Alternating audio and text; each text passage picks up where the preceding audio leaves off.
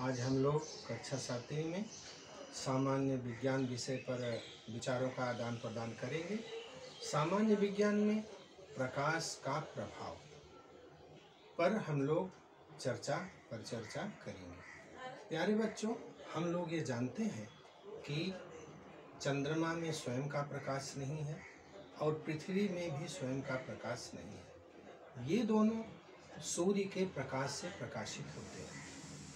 ये भी आप जानते हैं कि पृथ्वी की दो गतियां हैं, एक दैनिक गति है, दूसरी वार्षिक गति है। दैनिक गति से दिन रात बनते हैं, वार्षिक गति से ऋतुएं बनते हैं। ऋतुएं मुख्य रूप से 3: शीत ऋतु, ग्रीष्म ऋतु, वर्षा ऋतु।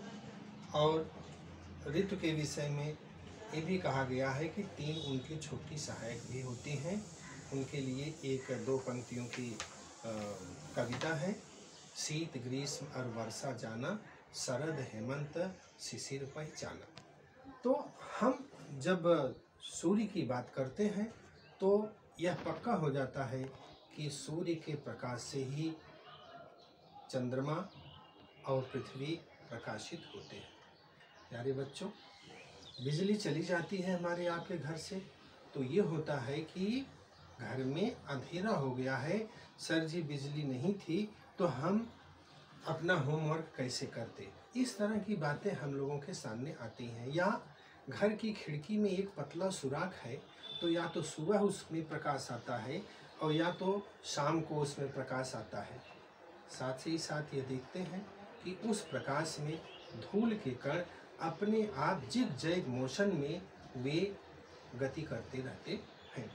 इस प्रकार हम देखते हैं कि चंद्रमा पृथ्वी का परिभ्रमण करता है और चंद्रमा के साथ पृथ्वी सूर्य का परिभ्रमण करती है। इन सभी का परिभ्रमण कक्षाएं विभिन्न होती हैं। जब सूर्य, चंद्रमा और पृथ्वी एक ही सरल रेखा में आ जाते हैं तो यह कहा जाता है कि ग्रहण लगा हुआ है।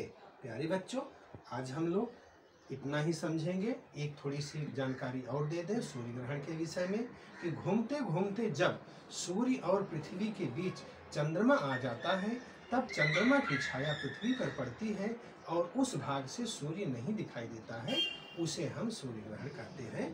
प्यारे बच्चों, धन्यवाद। अब अगले एपिसोड में हम बात करेंगे।